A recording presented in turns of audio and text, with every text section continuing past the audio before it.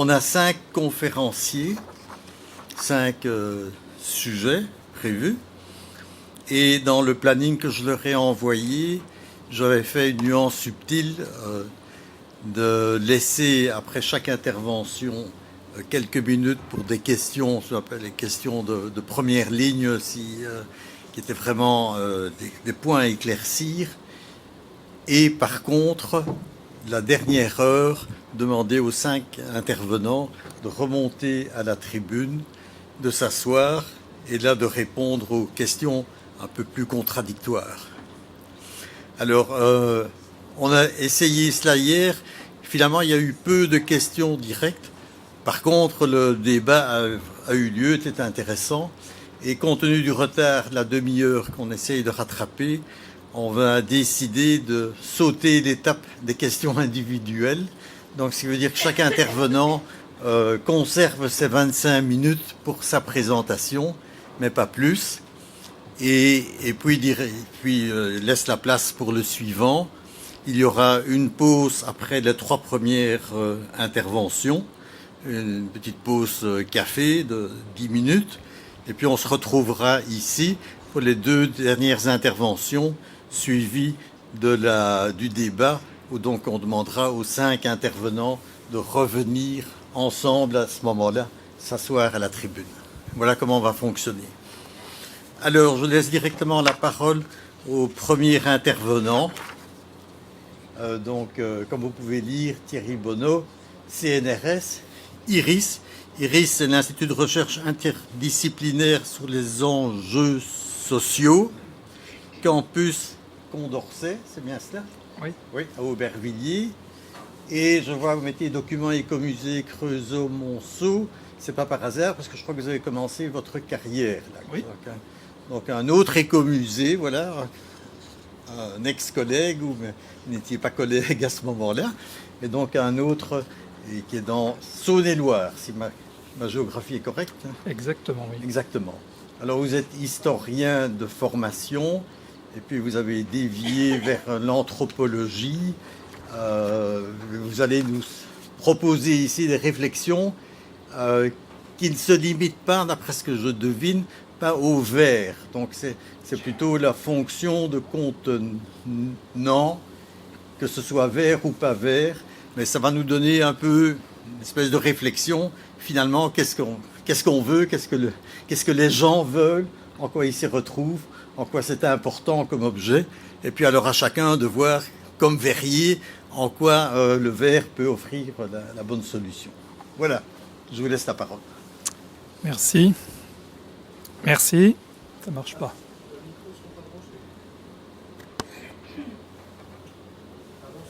Merci, ça y est, ça marche. Je ne sais pas ce qu'est ce petit chose. Merci beaucoup pour l'invitation. Merci à Stéphanie Vergniaud de m'avoir invité. Effectivement, elle m'a invité suite à une rencontre au printemps ici même autour des écomusées, des musées de société, puisque je suis toujours en contact avec l'écomusée du Creusot-Monceau. Je travaille encore avec eux et c'est là effectivement que j'ai débuté. Donc non seulement je ne vais pas parler beaucoup de vers, mais je ne vais pas en parler du tout, parce que je suis le seul à ne pas parler de vers ici. Je vais vous parler de grès cérame et l'importance, la question du matériau et de sa nature physique, sa composition n'est pas centrale dans mon propos, puisqu'il s'agit, peu importe finalement que je parle de grès, ce qui m'intéresse, ce sont les usages davantage que les matériaux. En l'occurrence, les objets dont je vais parler, ils existent aussi en verre. Pour la plupart, ils existaient déjà en verre lorsqu'ils furent produits en grès cérame. Et c'est voilà, je pense que de ce point de vue-là, je vais essayer de ne pas être hors sujet.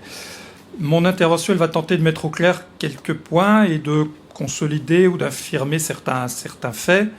La principale idée étant celle-ci, c'est qu'au cours du XIXe siècle s'est répandue une gamme de contenants, de bouteilles, de pots, correspondant à de nouveaux modes de consommation et à de nouveaux produits.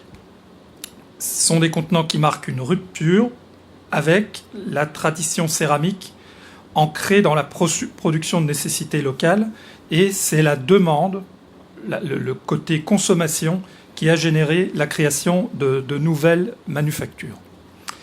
Mon ambition ici, c'est de partir d'une perspective pluridisciplinaire pour réfléchir au mode de vie, aux techniques de production et ce que j'identifie comme les prémices de la société de consommation à proprement parler. Donc je précise juste que ça a été un petit peu dit, mais que cette réflexion est issue d'une enquête anthropologique concentrée sur les objets patrimonialisés, muséifiés, sur les relations entre les acteurs sociaux et les objets, ce qui expliquera le tropisme de cette communication, même si depuis une trentaine d'années sur ce terrain, j'ai quand même élargi ma réflexion à des questionnements historiques et archéologiques. La région dont je vais vous parler se situe, ça marche, au centre du département de Saône-et-Loire, au sud de la Bourgogne, le long du canal du Centre, qu'on voit traverser la Saône-et-Loire de part en part, d'est en ouest, qui est un canal qui a été creusé à la fin du XVIIIe siècle, sous le nom de canal du Charolais, et qui était un axe de désenclavement d'une région rurale, bocagère, qui se consacrait essentiellement à l'élevage avant l'industrialisation du XIXe siècle. La production céramique, elle est avérée, comme dans la plupart des territoires anciennement habités, depuis la plus haute antiquité, pour reprendre la fameuse formule. Elle a été bien étudiée dans cette région pour ce qui est de l'Antiquité gallo-romaine, du Moyen-Âge, de l'époque moderne. Et le constat principal, c'est que si l'ensemble de la Bourgogne peut être considéré comme une région de tradition céramique, hier j'ai entendu parler de pays verriers à d'autres sujets, mais en l'occurrence, ce n'est pas en Saône-et-Loire qu'on rencontre l'essentiel des centres de production avant l'époque contemporaine, avant le XIXe siècle. On connaît les faïences de Nevers, de l'Auxerrois, les grès de Puisaye, la tuile bourguignonne qui est surtout de Côte d'Or, mais en Saône-et-Loire, en dehors de quelques centres antiques ou médiévaux de taille modeste, il n'existait que de petits ateliers aux zones de commercialisation très localisées. Donc, on ne peut pas parler de tradition céramique et encore moins de tradition du grès cérame, parce qu'à ce jour, on n'a pas retrouvé trace d'une production de grès avant le XIXe siècle. Et ça, c'est un point important dans ce que je veux dire. Ce que j'explique, c'est que c'est seulement lorsque le combustible, en l'occurrence le charbon, et les transports, avant tout le canal du Centre, ont été pleinement exploités, c'est seulement à ce moment-là que les acteurs économiques se sont vraiment intéressés à la matière première argileuse. On n'est pas dans une continuité ancestrale de production. L'hypothèse, en fait, c'est que s'il n'y avait pas eu de charbon dans la région, il n'y aurait pas eu de canal du Centre, et il n'y aurait sans doute pas eu de développement de l'activité céramique. L'argile, la matière première primitive qu'on invoque toujours quand on parle de poterie, n'a donc pas forcément joué un rôle majeur dans les industries dont je vais vous parler. Pour synthétiser, dans cette région, la production de grès cérame a commencé par l'industrie, et l'industrie céramique a commencé avec le grès cérame. Alors, très vite, j'évoque l'ensemble de cette vallée de la céramique. C'est un nom qui lui a été donné au début du XXe siècle par un Ardouin du Mazet, un journaliste qui écrivait des voyages en France, dont vous avez peut-être entendu parler. Donc cette vallée de la céramique, sur le territoire des communes traversées par le canal du Centre, à l'apogée, entre 1880 et 1910, on dénombre plus de 50 sites de production céramique, et il y en a 30 sur ces 50 qui peuvent vraiment être qualifiés d'industriels. Il y a certaines usines connues internationalement, la Grande Tuilerie de Bourgogne à Montchanin, 600 salariés, les établissements Perrusson et Cuisse, autour de 350 salariés. Et la particularité de l'ensemble était surtout la variété des productions. C'est-à-dire que tous les produits de la céramique industrielle ont été fabriqués dans cette étroite bande de terre traversée par le canal du Centre, avec une histoire sur la plus longue durée assez traditionnelle, un certain déclin dans l'entre-deux-guerres et un effondrement total après 1960. Même quelques entreprises subsistent aujourd'hui. Voilà pour la vision d'ensemble. Ce qui est intéressant pour nous aujourd'hui, c'est que l'industrialisation du secteur elle a commencé par la poterie de grès, avant même de toucher les tuileries briqueteries. C'est-à-dire ce sont les poteries de grès qui, les premières, ont adopté la continuité non saisonnière de l'activité, la concentration des postes de production dans des bâtiments en dur, la division du travail, l'organisation hiérarchique et un certain degré de mécanisation, et surtout la commercialisation des produits au-delà du périmètre local. C'est par le grès que tous ces facteurs d'industrialisation se sont installés. Nous ne sommes donc pas dans une région de poterie traditionnelle d'usage local. Dans cette région agricole, il y avait des poteries de terre cuite, disséminées, artisanales, le plus souvent saisonnières. Les matières premières, l'argile, la grêle, la terre réfractaire, étaient présentes sur place et donc potentiellement exploitables depuis l'émergence du grès cérame en France, c'est-à-dire 14e, 15e siècle. À 200 km au nord, en suivant la Loire, on trouve la Puisaye, qui est une grande région de production de grès, active depuis le 15e siècle. Les échanges auraient donc été possibles sur le plan des productions comme sur celui des savoir-faire. On manque de travaux historiques, mais il semble que l'argile réfractaire était exploitée depuis la fin du XVIIIe seulement. Et ce n'est vraiment qu'en 1811 qu'on va trouver les premières traces de grès cérame le long du canal du Centre et le long de la rivière Bourbens.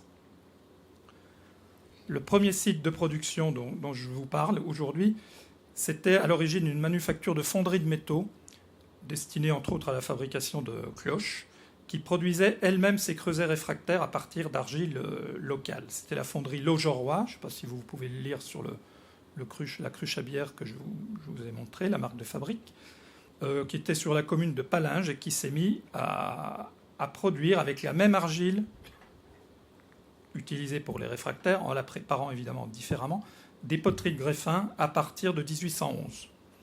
La mémoire collective locale, la mémoire orale, on va dire, prétend qu'il s'agissait de répondre à une commande de la Société des eaux de Vichy. Vichy n'est pas très loin, pour conditionner l'eau minérale en bouteille. Alors, 1811, c'est un peu tôt apparemment pour les eaux de Vichy. On a des factures qui attestent qu'à partir de 1830, effectivement, cette entreprise a travaillé pour les eaux de Vichy. Mais ce qu'on sait, c'est qu'en 1811-1813, cette entreprise fabriquait des cruchons, des cruches à bière pour des clients plutôt là à l'échelle départementale. On a une archive de 1819 où il est question de cette usine Laugeroy comme fabriquant, je cite, toutes sortes de grands vases propres à contenir l'eau forte et autres acides sulfuriques, cruches à bière, bouteilles à encre et autres poteries utiles à la chimie. Donc une production déjà spécifique. C'est donc ici, dans le hameau du Montet, avec cette usine que vous voyez en photo, que la production qui nous intéresse a commencé dans les années 1810. Quand on remonte la rivière Bourbens, parallèle au canal du Centre, sur une douzaine de kilomètres, on trouve la famille Langeron, qui exploitait au lieu-dit Pont des Vernes une tuilerie dans les années 1810-1815 et qui, à partir des années 1820, se met également à produire des cruchons en grès cérame. Cette photo est intéressante parce qu'elle montre le lien fondamental entre les usines et le canal du Centre et le transport par eau. Alors voilà les deux premières entreprises à se lancer dans la fabrication de grès avec une logique industrielle et commerciale moderne. C'est-à-dire qu'il ne s'agit plus de fabriquer des poteries pour la paysannerie locale, une production que Philippe Bronstein a appelée production de nécessité rapprochée, mais il s'agit de produire des contenants pour des clients qui sont les producteurs de contenu, qui sont plus éloignés au niveau géographique, et voire il s'agit de produire des objets, des contenants pour l'exportation. Alors à la suite de ces deux entreprises, il y a une douzaine d'autres qui se sont installées sur les mêmes créneaux au fil du XIXe siècle, dans la vallée de la Bourbens, auxquelles il faut ajouter au moins 3 autres usines du même type à Digoin, Parelmonial et Molinet, dans l'Allier. Ça, c'est plus à l'ouest et plus proche de la Loire, mais c'est toujours à proximité immédiate du canal du Centre. Donc cet ensemble, je l'appelle les grès du Charolais, parce que j'emprunte cette appellation à une entreprise qui faisait sa publicité autour de ça, parce que ces fabriques se concentrent effectivement dans le Charolais, sur 4 communes contiguës au centre du département. C'est la carte que je vous ai montrée tout à l'heure. Un tout petit ensemble d'entreprises, dont la plus importante a pu employer une centaine de personnes à son apogée, et qui s'inscrivait dans la même gamme de production que des fabriques anglaises, allemandes, les grès rhénans, la cuisson au sel, et en France, les usines du Lyonnais, les grès pour la chimie, ou Revol à Saint-Us, si vous en avez entendu parler, qui existe encore dans la Drôme, qui était un concurrent direct, ou encore Boulanger dans le Beauvaisis. Donc ce dont je vous parle ici, c'est d'un mouvement qui se produit à l'échelle européenne, et l'intérêt est de pouvoir l'observer à un niveau local, concentré sur un petit territoire. Alors le grès cérame de la vallée de la Bourbin, c'est un grès dit grès fin, c'est-à-dire préparé à partir de différents types d'argile. C'est un mélange de matières premières, à distinguer des grès naturels, la Puisaye, la Normandie, le Beauvaisis, mais qui correspondent finalement aux mêmes usages. C'est une pâte claire, avec une teneur importante en kaolin, pas très éloignée de la faïence fine, et les produits sont glacurés avec des couvertes argileuses, feldspathiques vitrifiées, ce qui donne le brillant, ou obtenus par l'adjonction de sel pendant la cuisson. On fabriquait aussi des grès au sel dans cette région. Donc à partir des collections et des archives, des catalogues, on peut distinguer trois principales gammes de produits.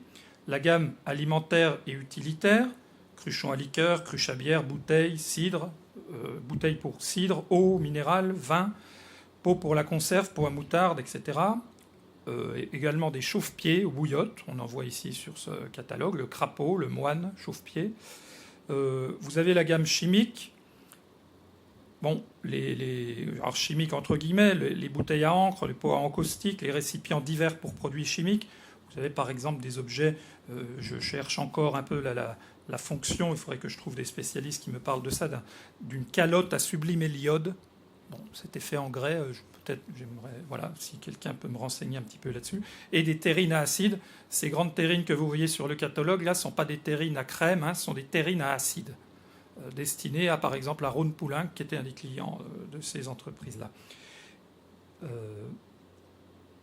Voilà des catalogues. On est toujours à la commune de Palinges. Vous avez une cruche à huile, des tuyaux en grès, des entonnoirs qui sont des entonnoirs pour la chimie. D'Igouin, des cruchons. Et puis, en dernier lieu, une gamme ornementale ou fantaisie qui est plus tardive. Des vases, des services à orangeade, des services à tabac, des bibelots. Voilà, j'ai toute une série d'illustrations comme ça, juste pour vous donner un petit peu une idée. Voilà la gamme fantaisie plus tardive. Alors, ça n'est qu'assez récemment, à l'échelle de mon enquête, que je me suis interrogé sur la place des céramiques qui m'intéressaient dans l'histoire de la consommation. C'est un de mes interlocuteurs de terrain qui m'a demandé simplement, mais finalement, avant d'être vendu dans des bouteilles de grès, dans quoi est-ce qu'on vendait la liqueur ? Vous savez, c'est la logique, un schéma classique. Tel matériau en remplace un autre plus artisanal et à son tour remplacé par un plus moderne qui serait par exemple le plastique. Bon. Et on sait très bien que c'est beaucoup plus compliqué que ça, déjà parce que les matériaux cohabitent très, très facilement. Alors j'ai pas le numéro des diapos, donc voilà, on va partir de ça. Alors la question de cet interlocuteur, c'était de me dire qu'est-ce que le grès industriel, qu'est-ce que le récipient de grès industriel a remplacé ? Et en réfléchissant un petit peu, je me suis aperçu que ces bouteilles et ces flacons produits en série par les manufactures de grès n'avaient rien remplacé du tout, parce qu'ils occupaient un nouveau créneau. Alors la liqueur, évidemment, ce n'est pas une invention du 19e siècle, mais son conditionnement en bouteille de 75 centilitres ou d'1 litre, qui soit suffisamment solide pour les transports longue distance et suffisamment bon marché pour être acheté dans des épiceries populaires, ça c'est une nouveauté de l'ère industrielle. La liqueur était à l'origine un produit pharmaceutique, elle devient un produit de consommation. La crème de cassis n'est plus réservée à l'aristocratie et à la bourgeoisie aisée, elle est produite par des distilleries industrielles, fondées elles aussi dans la première moitié du XIXe siècle. Alors vous avez l'Héritier Guyot à Dijon, par exemple, en 1845, et la Prunelle Naltais à Chalon-sur-Saône en 1842, qui utilisait les cruchons des usines, de l'usine Langeron, Pont-des-Vernes, en l'occurrence. Voici une publicité. Et voici une bouteille qu'on a retrouvée dans le dépotoir de l'usine. Le dépotoir où les producteurs de céramique jetaient leur raté de cuisson, par exemple.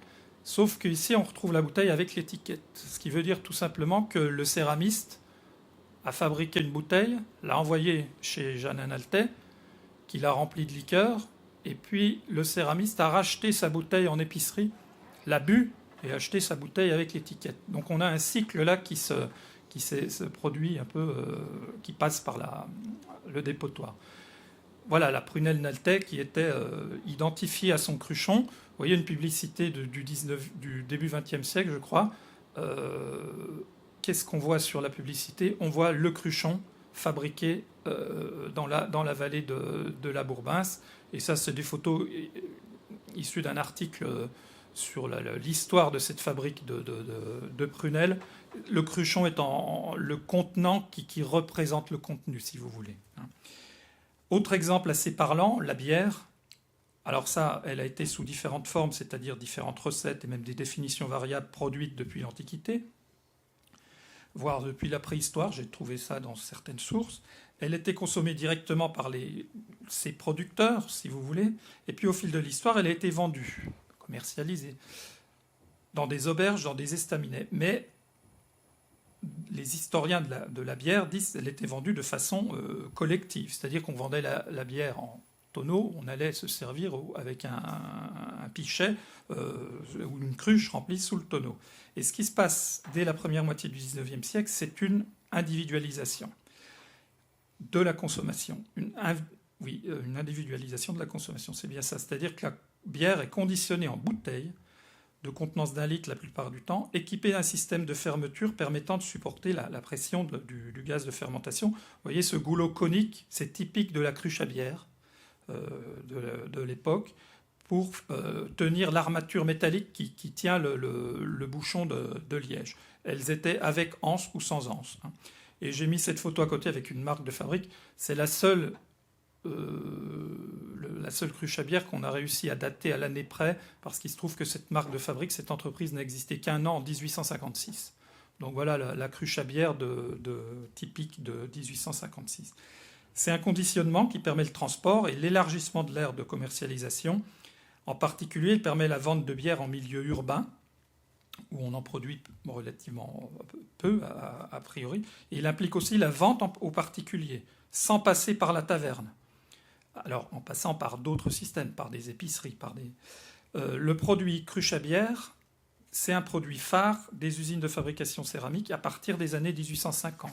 Il est signalé même par Brognard dans son histoire de la céramique comme un des produits importants de la céramique moderne du milieu du XIXe siècle. Je ne sais pas combien de temps il me reste à peu près. 10 minutes. Bon, parce que je voulais parler aussi de la bouteille d'encre. C'est assez important parce que là, pour le coup, vous voyez sur cette publicité que la bouteille de grès, les bouteilles de grès sont sur votre gauche et vous avez des bouteilles de verre aussi. Pour le même fabricant qui sont les encres Antoine, les encres d'Agron également, 2 bouteilles de grès, 1 bouteille de verre. Donc on n'a pas de succession de matériaux dans le même usage, on a bien une cohabitation. Et l'intérêt, c'est que sur l'encre, ça devient un produit essentiel pour ces entreprises après 1860-70 et de plus en plus pour plusieurs facteurs. La progression de l'instruction publique, de l'alphabétisation, il y a beaucoup plus de gens qui écrivent, l'industrie et le commerce en pleine expansion qui génère un volume toujours plus important de courriers, de correspondances, de factures, besoin d'encre, et enfin la modernisation de l'État qui entraîne une forte progression de l'administration, travail de bureau, écriture, encre. Et la bouteille d'encre devient là le gros, le cœur de la production de ce type d'entreprise et où le grès et le verre cohabitent tout à fait bien. On pourrait également parler du yaourt, du pot à yaourt et du pot à moutarde. La moutarde, c'est un produit très ancien aussi, surtout en Bourgogne, mais à Dijon, on vendait de la moutarde dans des gros pots, des grosses contenances, des gros pots de faïence. Et le client allait acheter sa moutarde au détail. Alors, je n'ai pas retrouvé la façon dont ça se commercialisait précisément, c'est-à-dire un client qui veut de la moutarde, comment il va chercher sa moutarde, voilà, sans doute dans un autre type de pot. Mais là, on est dans un conditionnement individuel du pot à moutarde tel qu'on le connaît aujourd'hui, qu'on va l'acheter au supermarché. Ça débute au 19e siècle. Le pot à yaourt, même chose. Et le pot à yaourt, de toute façon, on ne pouvait pas vendre de yaourt avant l'invention, entre guillemets, du yaourt, c'est-à-dire le dépôt de la personne, le chimiste qui a isolé la bactérie en 1905. C'est la date. Pour les collectionneurs de pots à yaourt, il y en a, j'en ai rencontré, l'invention du yaourt, c'est 1905, si vous voulez. Donc on ne peut pas dire qu'il y avait une production de pots à yaourt avant 1905. Voilà, la moutarde.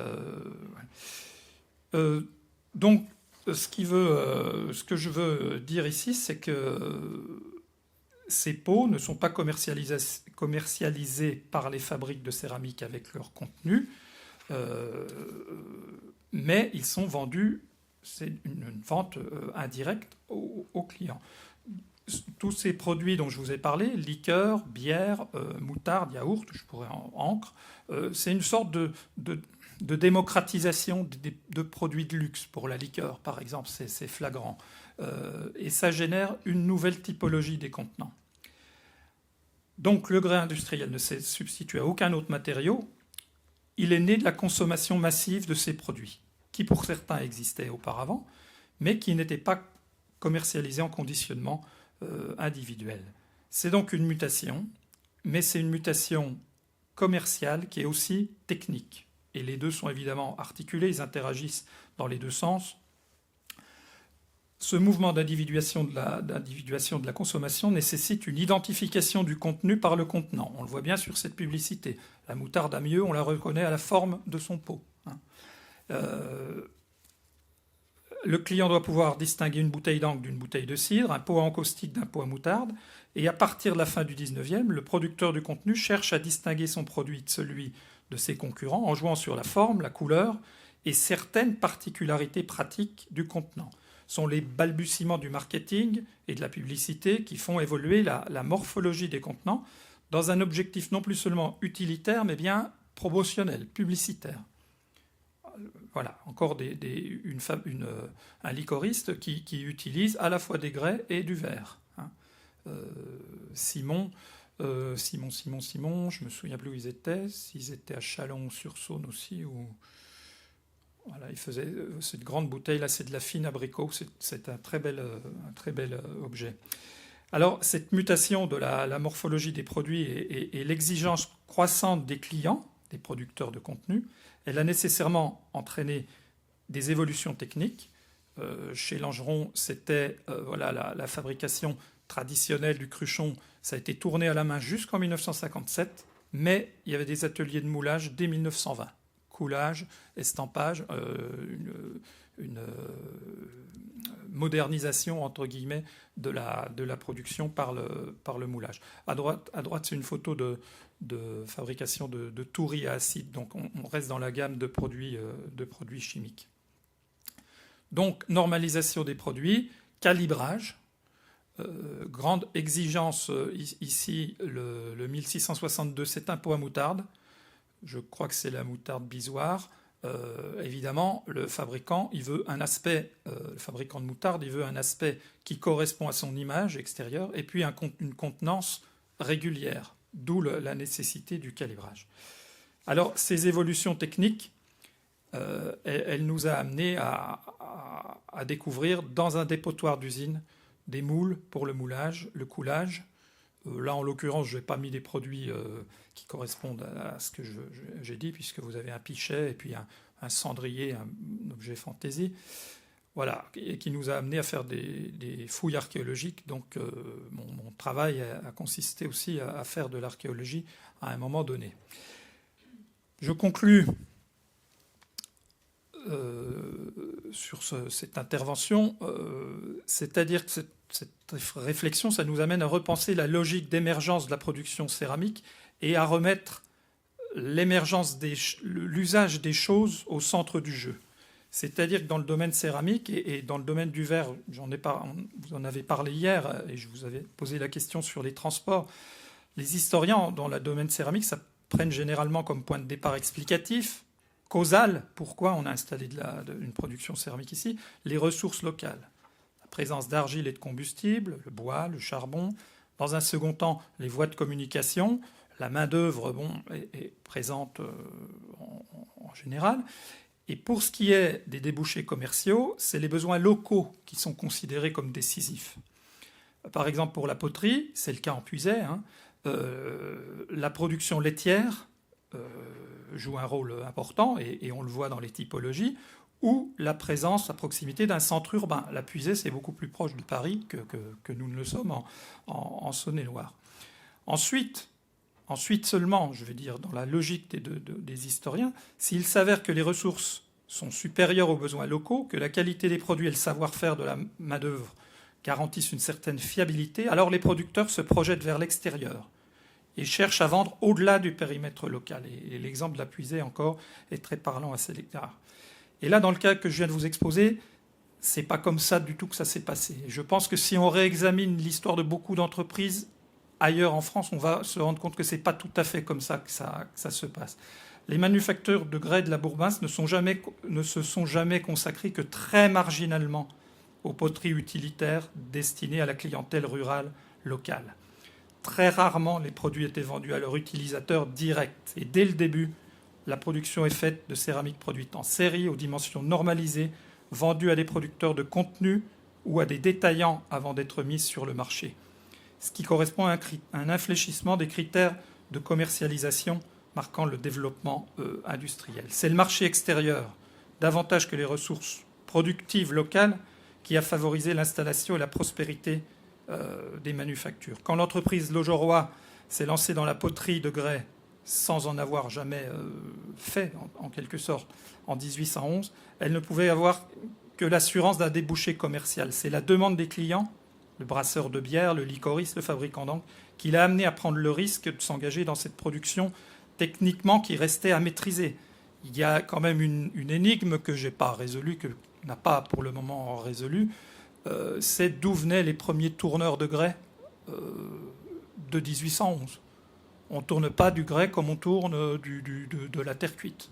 On ne fait pas cuire du grès comme on fait cuire de la terre cuite. Qui leur a appris à faire cuire du grès, à construire les fours?